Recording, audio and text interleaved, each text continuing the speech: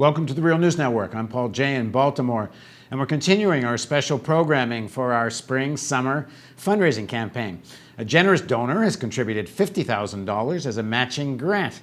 So now's the time. If you click that donate button, for every buck you give, you'll trigger another dollar. This is critical for us because, like you know, we don't accept government funding, corporate underwriting, we don't sell advertising, we depend on viewers, which means you, and now's the time. We need to get programmed through the summer, we need to prepare for coverage of the US elections, we have to continue our international coverage from Israel-Palestine, from Cairo, and we're going to be expanding in the summer to Bolivia, and also we'll be covering the Venezuelan elections, and of course increasing our domestic coverage, which is part of the reason we're digging in Baltimore, so that we can take up local issues and then expand those into national answers and systemic look at these questions. So we need you to donate now. And now we continue our conversation with Larry Wilkerson. Lawrence Wilkerson is a retired colonel. He's a former chief of staff for U.S. Secretary of State Colin Powell. He's currently an adjunct professor of government and policy at the College of William and Mary. He's an often contributor to the Real News Network. Thanks for joining us again, Larry. Thanks for having me, Paul. So in the first segment of this series, and if you haven't seen it, you might want to go back and watch it, we talked about the whole issue of the armed forces, the NDAA, this piece of legislation that is going to allow, or now does allow, I should say, the Army to arrest people and hold them indefinitely. And in this segment, we're going to talk a little bit about why now. And Larry, let me ask you the question. 9/11 was 10 years ago, more than 10 years ago. This legislation wasn't needed all during that period. Why now? There's some legal reasons, I think, Paul, to keep things out of the Article 3 courts. You either need to create another system of court or use the other alternative you have, which is the military. And that, when I say courts, that includes prisons, imprisonment, interrogation, all the things that they want out of the limelight, out of the Article 3 courts, and under the umbrella of the military. You can get rid of it that way. And another aspect is what you and I have talked about before, and that is that if you're going to go to war with Iran, and Iran's going to respond asymmetrically, i.e. terrorist acts all over the United States, you want the military all ready to handle that.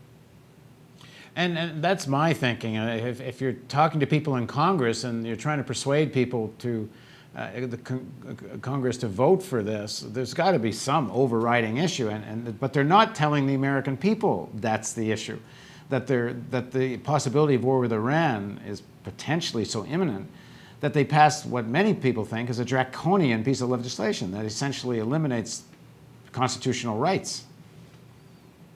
I agree with you 100%. I think we've been playing with the Constitution since Harry Truman went after the Steel Strikers and essentially had the Supreme Court turn him around. But since George W. Bush in 2000 and his election to the presidency, and ultimately 9/11 in 2001, we have really begun to play with the Constitution in ways that, while we may have from time to time in our past done this or that thing in order to accommodate security needs, we now are doing it almost wholesalely. And that's very frightening in the sense that I think the Constitution is a pretty resilient document, and when you play with it consistently like this, you're not just incarcerating some Japanese in concentration camps while you wage World War II. You're essentially doing it for the rest of time. Because when do you ever declare this terrorist threat over, this war against terror over, this imprisonment of U.S. citizens without due process, killing of U.S. citizens without due process? When do you ever declare it over? Well, part of this special programming, we've promised, is that we're going to ask your questions, that is viewers' questions. And now we're going to go to a video question that we were sent. This was sent to us by Jeremiah G. And we're not giving everybody's last names here. And here's his question, which has to do with potential war with Iran. My name is Jeremiah Gulka. I'm a writer in Washington, D.C., and a former analyst at the RAND Corporation, where I wrote a report on the Mujahideen-e-Khalq. My question is that polling suggests that a majority of Americans think that Iran already has an ongoing nuclear weapons program, even though American and Iranian officials deny that Iran has an ongoing weapons program. What do you think explains that perception? And how do you think our domestic politics is shaping our saber-rattling towards Iran? So, Larry, what do you make of that? That the American intelligence agencies have said that Iran has not decided to have a nuclear weapon. There's no evidence of it from the IAEA, but the polling shows American people, most people think there already is a committed weapons program. So why is that, and what do you make of it? One of the reasons, I think, is exactly what you saw in the run-up to the Iraq War. If the leadership in the country tells the American people, either directly or indirectly, through its surrogates, like the intelligence agencies, like the unofficial people out there, Richard Pearl comes to mind from the Iraq War times, if you continue to tell the American people, continue to give them a message, they're going to believe it. 70% upwards, depending on the poll, believe Saddam Hussein had weapons of mass destruction. So that's part of it. And part of it, and this young man probably knows this, is the MEK. The MEK, which he said he'd written a paper on, is essentially the equivalent of the Iraqi National Congress / Ahmad Chalabi. So you've got them delivering the message whenever and wherever they can, and you've got, indeed, very established figures in Washington, leadership figures, who are advocating the delisting of the MEK so they can do it more and with more credibility. And then you've also got the press. One of my friends calls them the fawning corporate media, FCM. That's a pretty apt way to describe them. They pick up on the latest and the greatest that has blood, terror, violence, whatever associated with it, headline it, and keep running stories on it. And it doesn't matter whether they check their details or not. It doesn't matter what the intelligence community said in some cases. They're going to go with the spin that they think sells and the American people are going to buy. And so you put all this together, and it's not hard to understand why Goebbels lives in the United States. I mean, Karl Rove, in many respects, proved that when he told Ron Suskind that the truth is what I tell the American people. I think Karl Rove believed that, and there's some credibility for believing that. There's the thing that's kind of boggling my mind about all this is that nobody asks this question, and by nobody I mean in the media, which is if even the Israeli intelligence are saying that and military intelligence is saying Iran has not decided, is not committed to a nuclear weapon.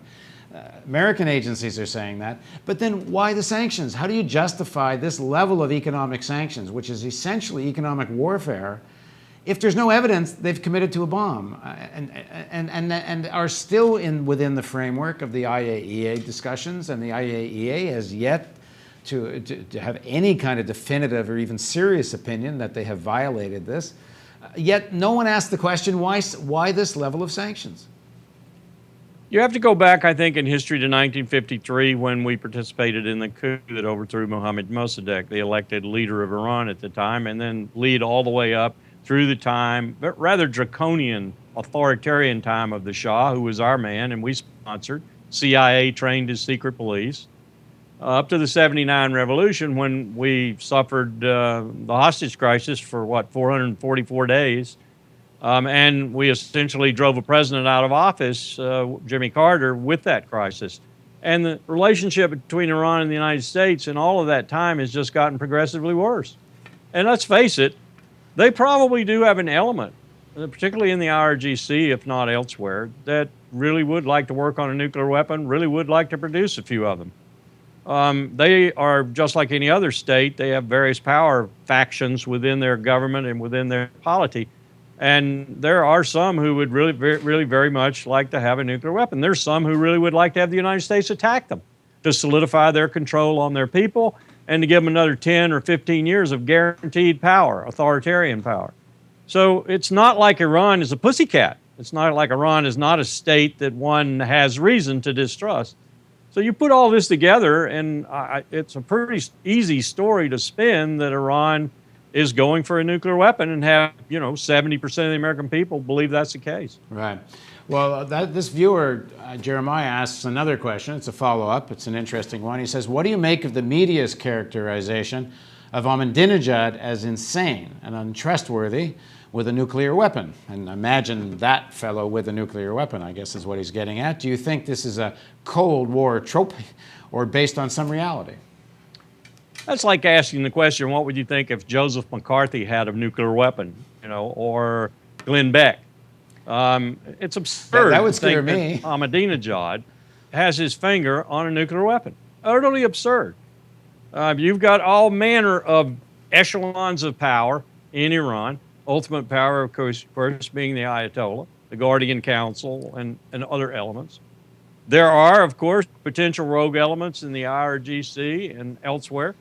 But having your finger on a nuclear weapon, they're no more idiotic than we or the Israelis or the Pakistanis in that regard. In fact, I might be more worried about the Pakistanis than I would the Iranians. And they're going to take a rational approach to control of nuclear weapons, should they get them. And to say that Ahmadinejad could send a nuclear weapon towards someone is, I think, borders on the absurd. And again, you hear this being said by Israeli intelligence and military leaders who say the same thing that Defense Secretary Leon Panetta said, which is, on the whole, the Iranians are rational actors. They're going to do what's in their interests.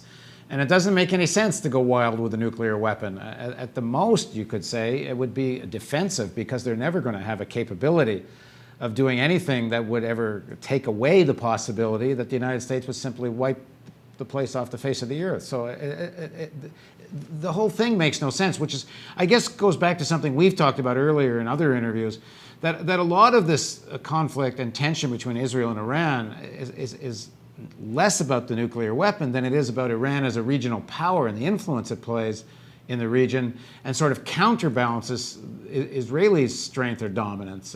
What do you make of that threat?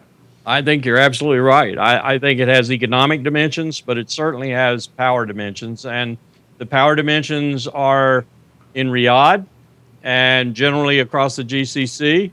They're in Tel Aviv and they're in Tehran, and ultimately they're back in Washington. They're also elsewhere like Ankara and New Delhi and Islamabad, but the principal ones are Tel Aviv, Riyadh, and Tehran.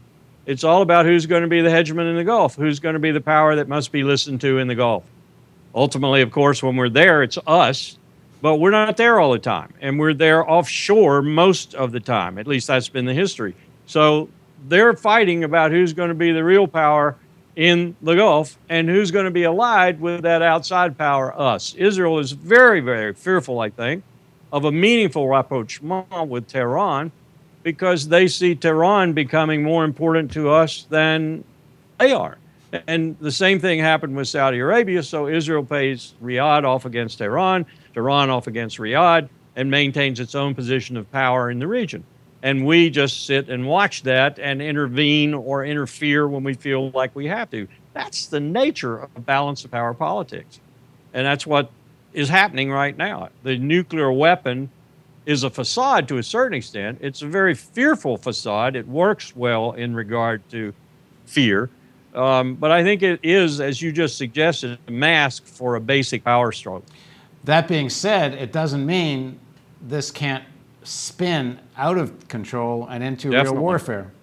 Definitely. And it could spin quickly into a regional conflict, and even no one thought the Archduke Ferdinand's assassination in 1914 would spin into World War I, even into a reasonably widespread global conflict. If you bring in people like Russia and China and ultimately Pakistan and India, perhaps Turkey, it could get messy fast.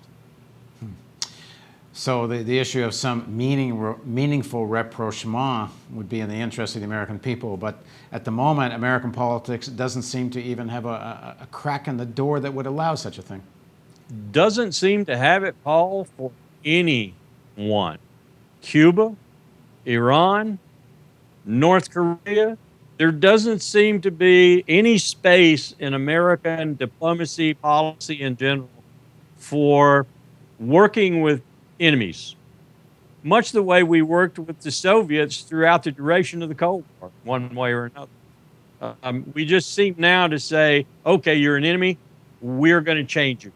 And ultimately that means regime change, and it means, as in the case of Iraq and Afghanistan, it means boots on the ground, lots of money, trillions of dollars, years of potentially wasted lives and so forth. And ultimately at the end, what have you done? This seems to be the way we go about solving problems in the world these days, which is very alarming. This is the way the Roman Empire went about solving problems in the last days of the empire. And it was essentially codified in the Project for New American Century document, where it essentially said, we're a one superpower world now, we'll make the world as we like it, and we'll use force to do it, which the Bush regime took up enthusiastically, but President Obama does not seem to have really departed from it. At least, I guess Bush's Iran own will be the Bush's test, own but- speechwriter, and I think it was Mark Thiessen too, in separate op-eds in the Washington Post over time, said that Obama is out Bush. Okay, we're going to continue this discussion with Larry Wilkerson. We're going to ask more of your questions in future segments of this. Once again, we're in the midst of our spring-summer fundraising campaign, a $50,000 matching grant. My finger's pointing over here because over here is the donate button. And if you donate, we can do more programming like this. And if you don't, well, we won't be able to. So please contribute. As just to remind you again, we don't take funding from governments and corporations and such. We rely on you.